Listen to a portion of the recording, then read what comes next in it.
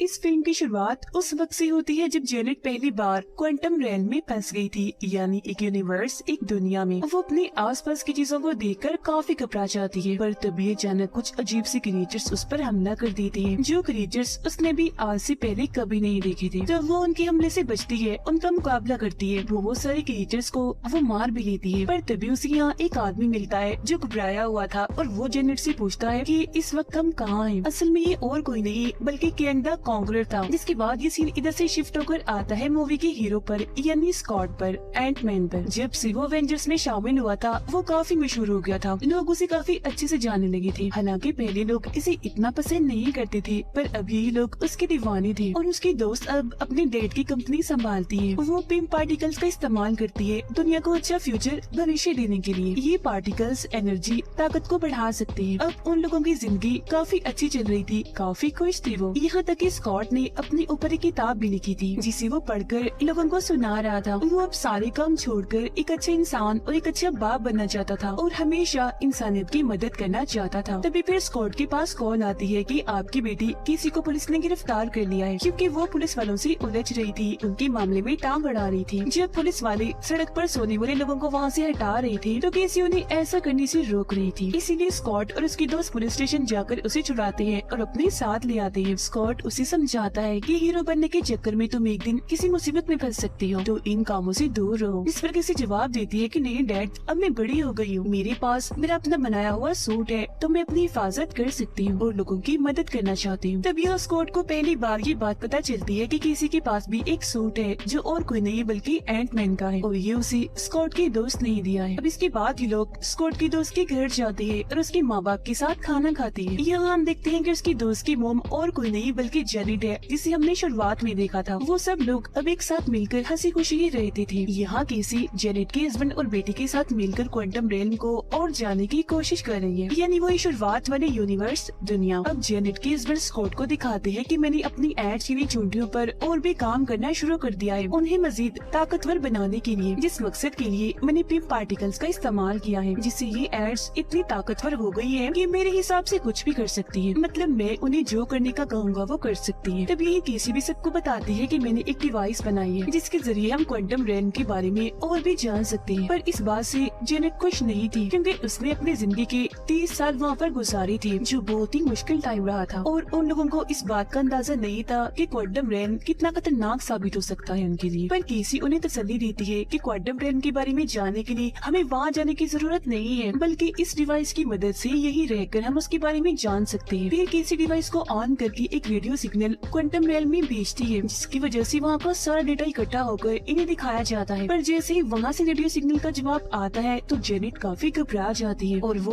उस डिवाइस को बंद करने के लिए कहती है, पर जब केसी नहीं करती तो वो खुद ही बंद कर देती है। पर तभी अचानक वो डिवाइस एक बार फिर खुद ब खुद ऑन हो जाती है और आसपास की सभी चीजों को अपनी तरफ खींचने लगती है, यहाँ तक कि उन लोगों को भी। इसीलिए वो सब डिवाइस के अंदर चले जाते हैं और एक अलग ही दुनिया में आ गई थी, जो और कोई नहीं थी बल्कि क्वांटम रेल में थी। इनके साथ ही वो चींटियां भी क्वांटम रेल में चली गई थी। स्कॉट अपने एंटमैन वाले सूट में आ गया था। वो और उसकी बेटी केसी एक ही जगह पर आई थी और अपने आसपास देखकर काफी हैरान थे, क्योंकि उन्हें कुछ समझ नहीं आ रही थी कि वो कहाँ आ गए। जबकि जेनेट की बेटी और हस्बैंड अलग जगह पर आए थे, उनके साथ जेनेट नहीं थी, तो वो घबरा गई थी, उसे ढूंढने लगती है। और फिर तभी जेनेट यहाँ आ ही जाती है। वो घबराई हुई थी और उनसे यहाँ छुप कर रहने का कहती है, जिसका मतलब था कि वो भी क्वांटम रेल में ही आए थे, बस अलग अलग जगहों पर थे। उधर स्कॉट भी अपनी दोस्त यानी जेनेट की बेटी से राब्ता करने की कोशिश कर रहा था, पर वो राब्ता नहीं कर पा रहा था। पर फिर भी वो बार बार किसी को ये दिलासा दे रहा था कि हमें कुछ भी नहीं होगा, हम सब यहाँ पर महफूज हैं।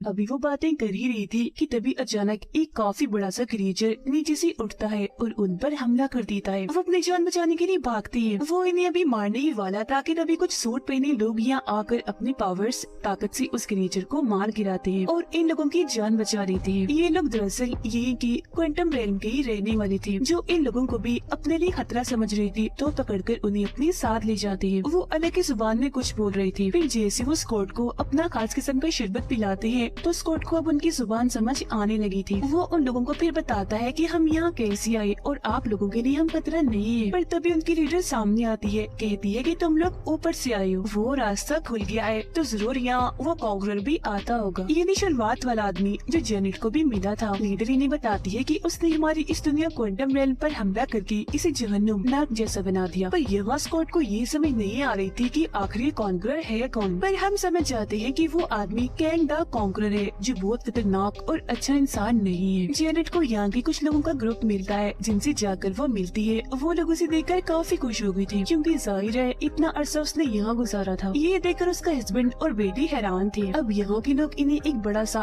उड़ने वाला क्रिएचर देते हैं ताकि ये लोग उस पर सवारी कर सके। जिसके बाद ये लोग उस पर सवार होकर एक जगह पर जाते हैं जहाँ जेनेट उन दोनों को भी वो एक खास किस्म का शरबत पिलाती है और अब इन लोगों को भी यहाँ की जुबान समझ आने लगती है। अब यहाँ जेनेट अपने एक दोस्त से मिलकर उसकी मदद मांगती है क्योंकि इस आदमी और जेनेट ने मिलकर कॉन्करर का पहले सामना भी किया था और ये काफी बहादुर कहलाई थी, सब में काफी मशहूर हो गई थी। पर यहाँ जेनेट को ये जान के काफी बुरा लगता है कि उसका ये दोस्त अब कॉन्करर के साथ मिल चुका है, यानी इसने उसे सुलह का हाथ बढ़ाया है और वो अब इन लोगों को ही ढूंढ रहा है। ये सुनकर टीना को गुस्सा आता है, इसीलिए उस आदमी पर हमला करके उसकी शिप को चुराकर यहाँ से भाग जाती है। उधर क्वांटम रेल्म की लीडर स्कॉट को बता रही थी कि कैसे कॉन्करर ने हमारे लोगों को मारकर यहाँ अपनी एक अलग दुनिया बना ली जहाँ उसके बहुत सारे साथी हैं जो उसकी तरह ही खतरनाक है और जो लोग बच गए वो उसे छुपते छुपाते उसे हराने के लिए हर वक्त लड़ते रहते हैं। अब इतनी ही देर में कैंग द कॉन्करर के लोग इन पर हमला कर देते हैं क्योंकि उन्हें पता चल गया था कि वो लोग इन्हीं जेनेट और स्कॉट यहाँ आ चुके हैं। तभी लोग उनसे लड़ते हैं, उनका मुकाबला करते हैं। हालांकि कॉन्करर की टीम काफी बड़ी थी, काफी बड़ी लड़ाई छिड़ जाती है इनके बीच। कॉन्करर के लोगों ने मजबूत सूट पहने हुए थे और वो आग निकाल रहे थे। इसी दौरान केसी देखती है कि वो लोग यहाँ के लीडर को पकड़ने वाले हैं, इसीलिए वो बगैर कुछ सोचे ही अपने सूट में आकर उसकी मदद करने के लिए चली जाती है। तब ये देखकर स्कॉट को भी जाना पड़ता है उसकी मदद करने के लिए और अब ये दोनों बाप बेटी अपने एंटमैन वाले सूट में आकर उनसे लड़ने लगते हैं और बड़ी बहादुरी से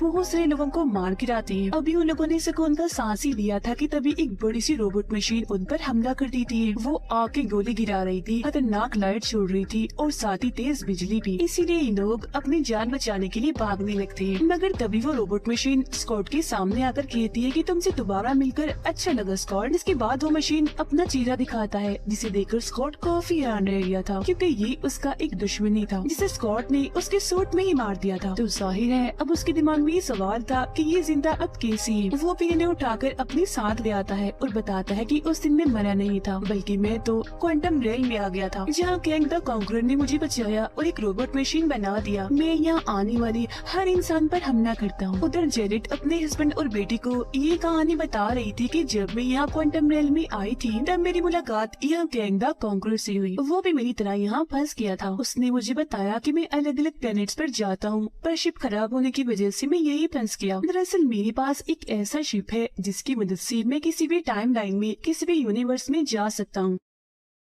आगे जेनेट बताती है कि मैंने और उसने मिलकर फिर उसकी शिप की एनर्जी बॉल को रिचार्ज किया ताकि वो वापस अपने घर जा सके और फिर कई सालों की मेहनत के बाद हम कामयाब हो ही गए क्योंकि हमने उस एनर्जी बॉल को चार्ज कर ही लिया। इसके बाद फिर हम उसे कैंग की शिप में लगाने लगे। उसका वो पूरा शिप ही उसके दिमाग से कनेक्टेड था, जुड़ा हुआ था और फिर जैसे मैंने उसे छुआ तो मैंने कैंग के दिमाग की हर एक चीज को देख लिया जिससे मुझे पता चला कि न जाने कितने ही टाइम्स और दुनियाओं को कैंग ने बर्बाद कर दिया, बिल्कुल उन्हें नष्ट कर दिया जैसे वो कभी पाए ना गए हो। और क्वांटम रेल में वो फंसा नहीं था बल्कि किसी ने जानबूझकर उसे यहाँ फंसाया था ताकि वो यही कैद रहे और बाहर आकर और किसी दुनिया और टाइम को तबाह न कर दे। पर क्योंकि उसका शिप ठीक हो चुका था साथ ही उसने अपना सूट भी पा लिया था, इसीलिए उसने जेनेट को कहा कि मैं तुम्हें भी तुम्हारे घर छोड़ दूंगा और वादा करता हूँ कि तुम्हारी दुनिया तुम्हारे प्लेनेट को कुछ नहीं करूँगा। पर जेनेट को ये बात मंजूर नहीं थी कि वो मेरे प्लेनेट को बेशक छोड़ दे पर बाकियों को तबाह कर दे। इसीलिए वो वहाँ से अपने सूट वाले रूप में आकर गायब होकर उस एनर्जी बॉल को चुराकर वहाँ से भागने लगती है। पर क्योंकि कैंग ने अपना सूट हासिल कर लिया था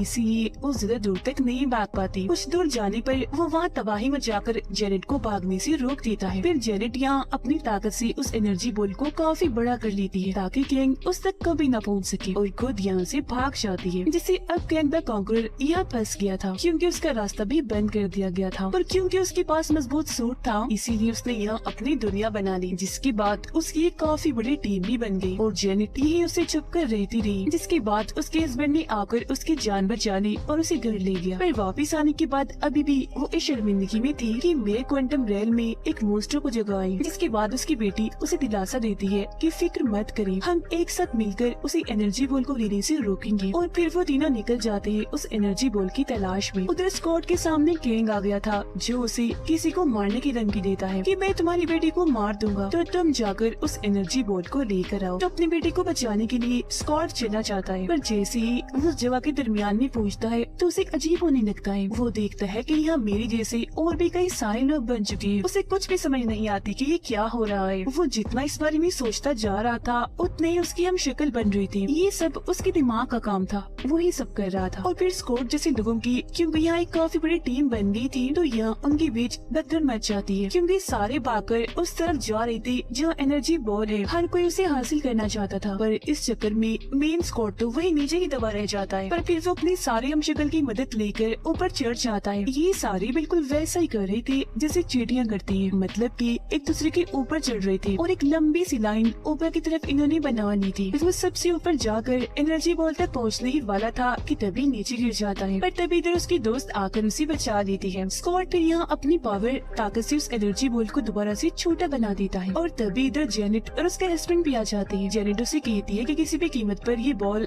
कैंग को मत देना, पर तभी इधर कैंग आकर स्कॉट से वो बॉल छीन लेता है। इस वजह से स्कॉट और उसकी दोस्त अपनी सूट में आकर उसे रोकने की कोशिश तो करते हैं, पर कोई फायदा नहीं होता क्योंकि वो उन्हें ही गिरा देता है। जिसके बाद वो जेनेट को भी अपने साथ लेकर यहाँ से चला जाता है। और उधर उसका हस्बैंड रोबोट मशीन से लड़ने में मसरूफ था। अपने साथ ले जाने के बाद कैंग जेनेट को बताता है कि जब मैं हर टाइमलाइन में से गुजरा तो मैंने देखा कि धीरे धीरे करके सारे यूनिवर्स प्लेनेट खत्म हो रही है, किसी और की वजह से नहीं बल्कि वही रहने वाले लोगों की वजह से। इसीलिए मैंने सबसे पहले टाइमलाइन को अपने कब्जे में किया और जितने भी प्लेनेट यूनिवर्स मेरे लिए ठीक नहीं थे, खतरनाक थे, उन सभी को मैंने खत्म कर दिया और उन लोगों को भी नहीं छोड़ा जो मेरे साथ थे। अब हालांकि मैंने मिलियन बिलियन लोगों को मारा, पर मुझे इस बात से कोई फर्क नहीं पड़ता। उधर स्कॉट और उसकी बेटी के पास जेनेट का हस्बैंड आता है, जिसके साथ उनकी एड्स भी थी जो पहले से काफी बड़ी और ताकतवर लग रही थी। वो फिर इन्हें बताते हैं कि इन चिड़ियों ने इस क्वांटम रेलम की सालों की जिंदगी मिनटों में बता दी और सिर्फ अपनी जहानत की वजह से ही ये ताकतवर और एडवांस होती चली गई। उधर कैंग के गार्ड्स जब केसी को भी ले जा रहे थे कैद करने के लिए, कि तभी रास्ते में चालाकी से वो उन गार्ड से खुद को छुड़ा लेती है। उन्हें मारकर वो फिर यहाँ के लीडर को भी आजाद कर लेती है। लीडर केसी से कहती है कि तुम सब लोगों को ये मैसेज भेजो कि हमें एक साथ मिलकर कैंग के टावर पर हमला करना चाहिए, हम उसे हरा सकते हैं। ये सुनकर कैसी किसी तरह वहाँ के सिस्टम को हैक करके मैसेज देती है कि हम दोनों यही है और बिल्कुल ठीक भी, तो आप सब लोग अब एक साथ मिलकर कैंग के टावर पर हमला कर दें, हम उसे हरा सकते हैं। वो सभी लोगों की हौसला अफजाई कर रही थी और उसकी ये सारी बातें स्कॉट भी सुन रहा। जिसके बाद वो सारे लोग एक होकर टावर पर हमला करने के लिए जाते हैं, पर कैंग को भी ये बात पता चल गई थी। वो अपनी पूरी आर्मी के साथ यहाँ से भागने की सोच में था। वो एनर्जी बॉल को अपनी शिप में लगाकर शिप को स्टार्ट करने इन्हें चलाने का हुक्म देता है, पर तभी स्कॉट वहाँ अपनी एंटमैन वाले सूट में ही काफी बड़े साइज के रूप में आकर वहाँ हर तरफ तबाही मचाता जा रहा था। वो बिल्डिंग्स को अपने मुक्कों से और पैरों से बड़ी आराम से बर्बाद करता जा रहा था। कैंग के शिप्स उसे ऐसा करने से रोक रही थी, पर वो उन्हें भी बस सिर्फ अपने हाथ से ही साइड पर हटाकर चींटियों की तरह मसलता जा रहा था। वो शिप्स काफी ज्यादा थी कि तभी बाकी के लोग भी इधर आ जाते हैं कैंग पर हमला करने के लिए। वो टावर के काफी पास आ चुके थे। उधर जब रोबोट मशीन किसी को मारने ही वाला था कि तभी वो भी अपने डैड की तरह अपना साइज बड़ा करके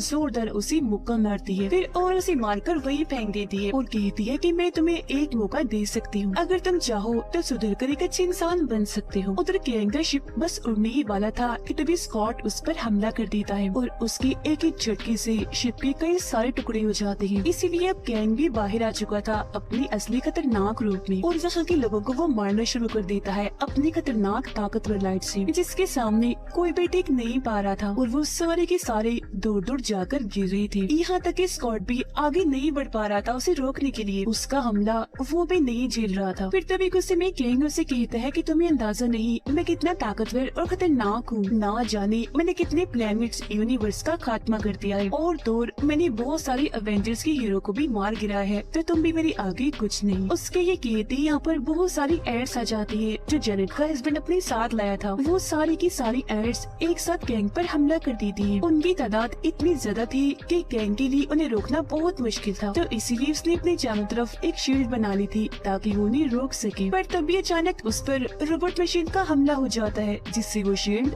टूट जाती है और अब एक साथ सैकड़ों की तादाद में एड्स उस पर हमला कर देती है और इसी के साथ ही रोबोट मशीन का भी खात्मा हो जाता है। तभी जेनेट उन्हें कहती है कि आप सब जल्दी से टावर में आ जाए, हम